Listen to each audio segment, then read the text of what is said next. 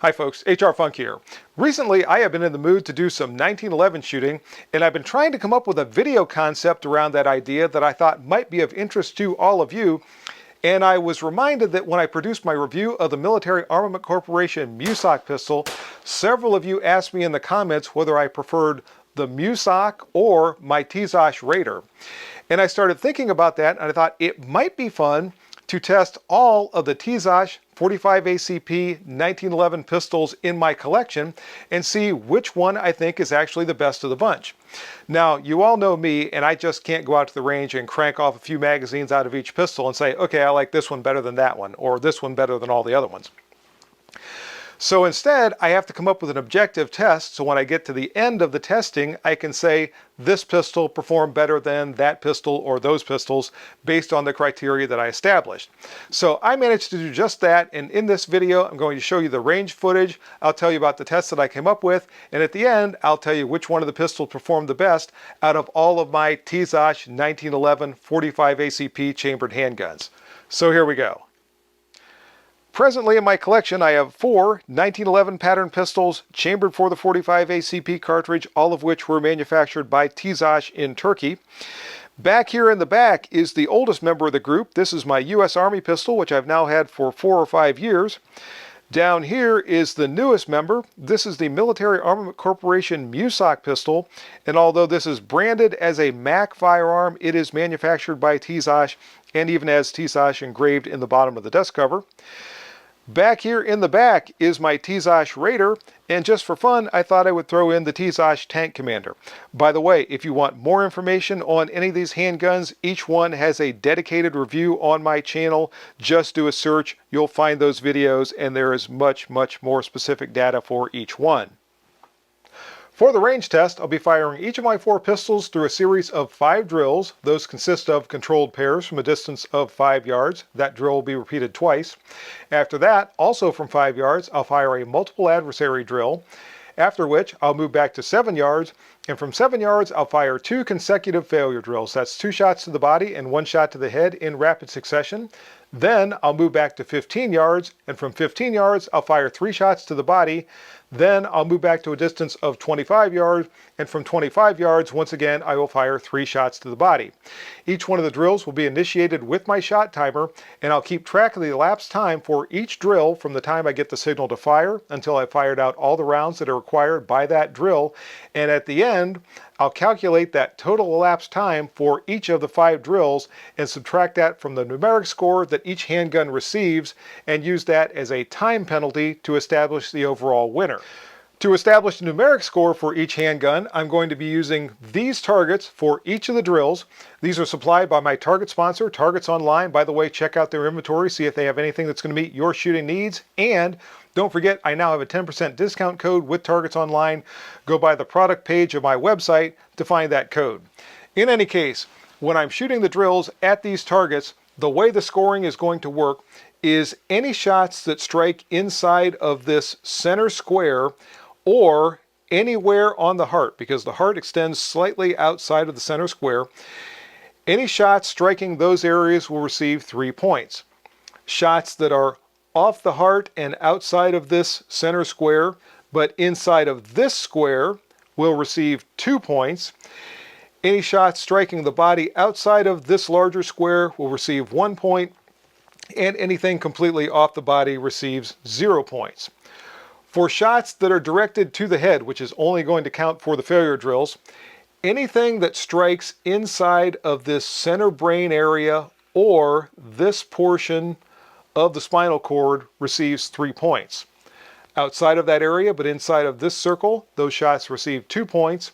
Anything outside of the large circle, but inside of the head otherwise receives 1 point, and anything that completely misses, once again, receives 0. So that's the way the scoring is going to work. Now let's take a look at how these drills went. So as I said, the first drill was controlled pairs from a distance of 5 yards, and the way I'm going to show these drills in the video is not the order in which I shot them on the range. For each handgun, I shot that particular pistol all the way through each of the 5 drills. Then I switched to the next pistol and fired it all the way through all 5 drills. But in order to be able to give you a little bit better comparison, I'm going to be showing each handgun in each drill. So you'll see for the controlled pairs, the U.S. Army pistol, then the Busak pistol, then the Tisas Raider, and the final one is going to be with the tank commander. But just understand that's not the way that I shot them. So you're going to see various stickers appear all over the targets. And the reason for that is I was using different color stickers to cover up the holes for different handguns so I could keep track of which shots went with which pistol. Anyway, let's go out and take a look at those controlled pairs from a distance of 5 yards.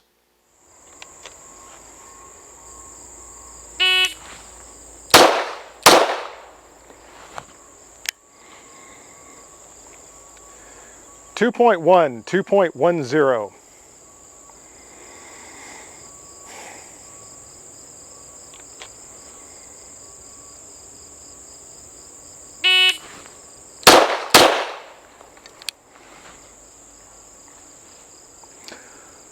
1.75, 1.75.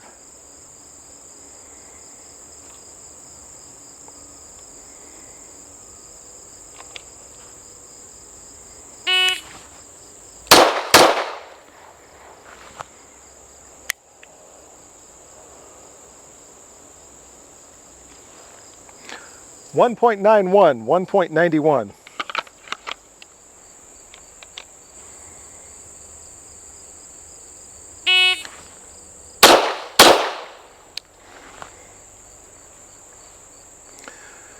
1.97, 1.97.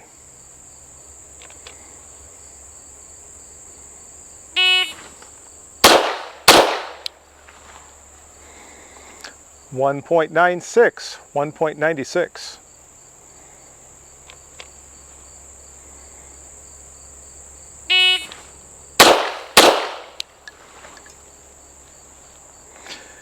1.72.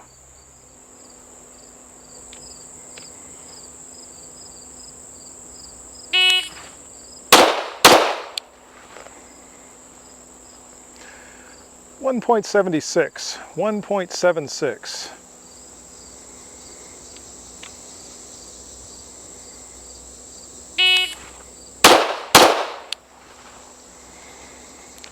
1.61, 1.61.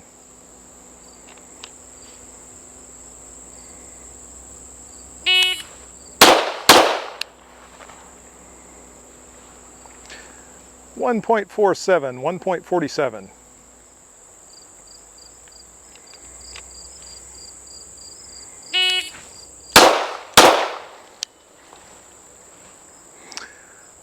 1.69, 1.69.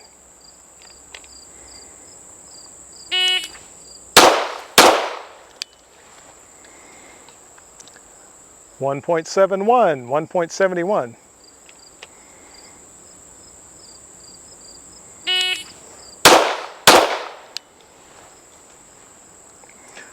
1.65, 1.65.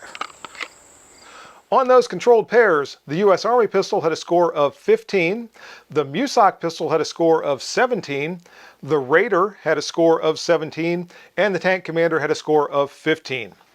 Next up is the 5-yard multiple adversary drill, and this drill requires the shooter to fire a series of 6 shots onto 2 different targets in a very specific sequence. On the signal to fire, the shooter has to fire 1 shot into the target on the right, 3 shots into the target on the left, and then 2 more shots into the target on the right. Now, there's something I need to tell you about the camera angle on this particular drill. I had this idea at the beginning of the video that I was going to turn the camera slightly every time that I was going to record the multiple adversary drills so you could see all the shots striking both targets. And I forgot to change it the very first time. So for the U.S. Army pistol, you're only going to see the view of the shots striking the target on the right. After that sequence ends, I'll flash up a shot of just a still shot of the target on the left so you can see where those shots hit as well. So let's head off and see how the multiple adversary drill went.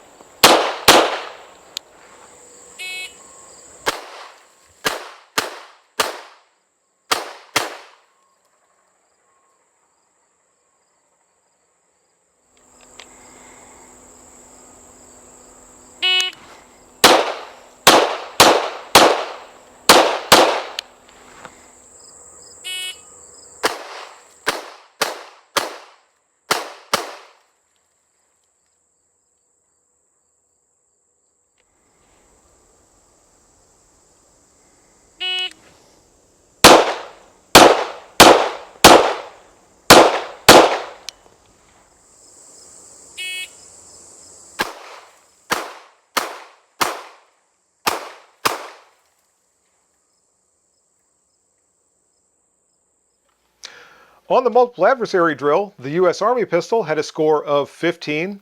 The MUSOC pistol had a perfect score of 18. The Raider had a score of 17. And kind of surprisingly, the Tank Commander also had a perfect score of 18. Now it was time to back off to a distance of 7 yards, and from 7 yards I'll be firing 2 consecutive failure drills. This is 2 shots to the body and 1 shot to the head, and here's how it looked.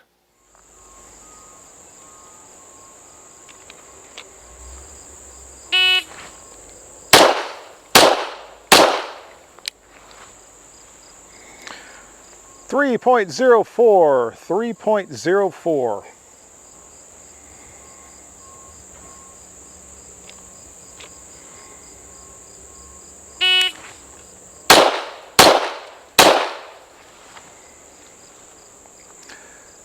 Two point 82, 2.82.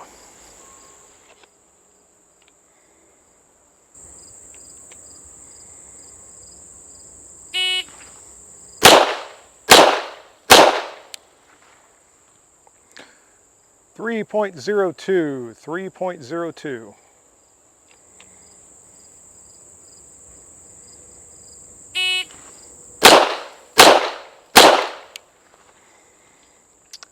2.66, 2.66.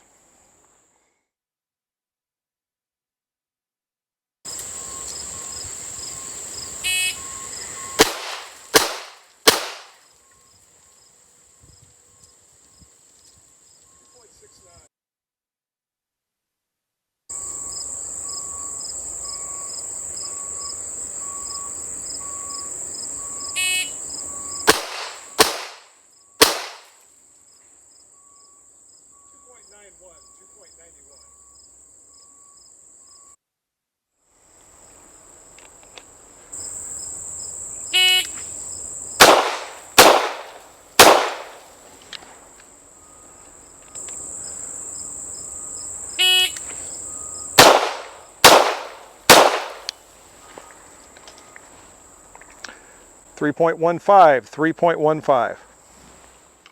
On the failure drills, the U.S. Army pistol had a score of 15. The MUSOC pistol had a score of 17. The Raider had a score of 17. And the Tank Commander had a score of 14. By the way, something I don't think I mentioned before is any shot that breaks the line of the higher value also receives that higher value. So if something clips the heart down here and breaks that line, it gets the 3 points for the heart. So keep that in mind as you're looking at some of these scores. Anyway, now it's time to move back to 15 yards. From 15 yards, I'm firing 3 consecutive shots to the body. Here's how it went.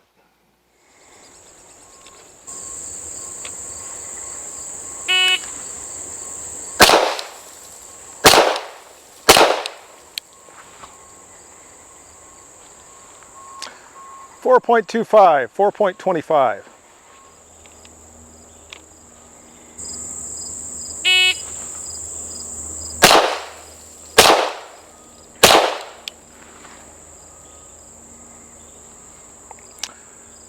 4.43, 4.43.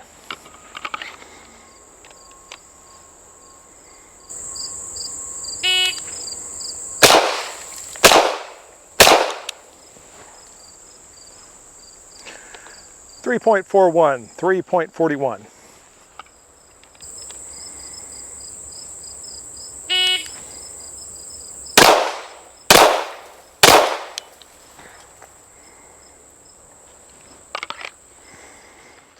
From 15 yards, the U.S. Army pistol had a perfect score of 9.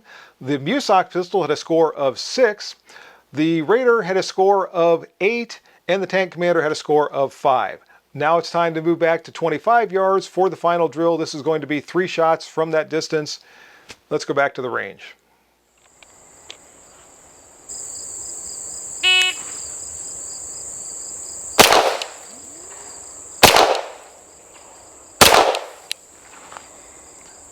.22, 6.22 is the time.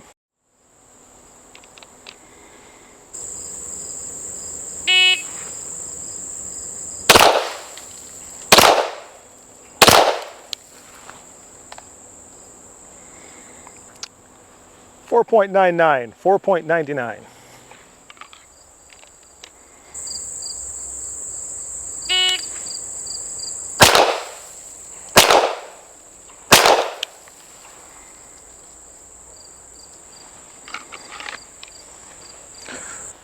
4.48, 4.48.